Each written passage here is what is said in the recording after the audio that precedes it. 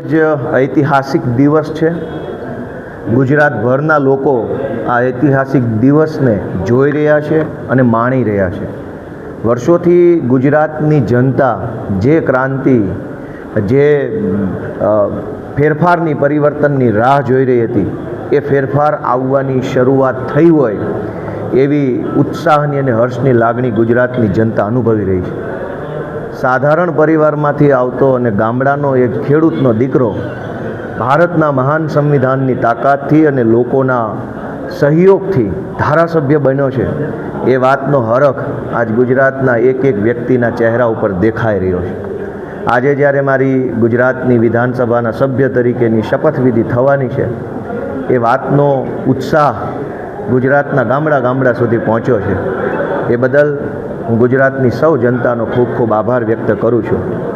મારા પોતાના માટે પણ આ એક ખૂબ રોમાંચ આપનારો, ગર્વ આપનારો દિવસ છે, કેમ કે મેં ક્યારેય વિચાર્યું નહોતું કે મારા જેવા સામાન્ય માણસને અવડા મોટા પ્લેટફોર્મ ઉપર કામ કરવાની તક મળશે।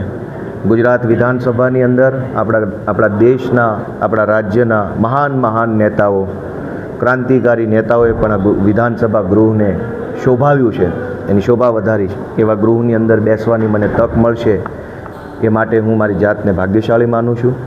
અમારા માનનીય નેતા શ્રી અરવિંદ કેજરીવાલજી, અમારા ગુજરાતના નેતા માનનીય શ્રી ઈશુદાનભાઈ ગઢવી, અમારા મનોજભાઈ સોરઠિયા, અમારી આખી ટીમ જે છેલ્લા ઘણા વર્ષોથી ગ્રાઉન્ડ ઉપર રહીને સંઘર્ષ કરે છે, લોકોના મુદ્દા ઉપર અવાજ ઉઠાવે છે, અને એક સપનું લઈને અમે બધા હાલતા હતા કે એક દિવસ આવશે જ્યારે ગુજરાતમાં બદલાવ આવશે, આમ આદમી પાર્ટીનો દબદબો આવશે।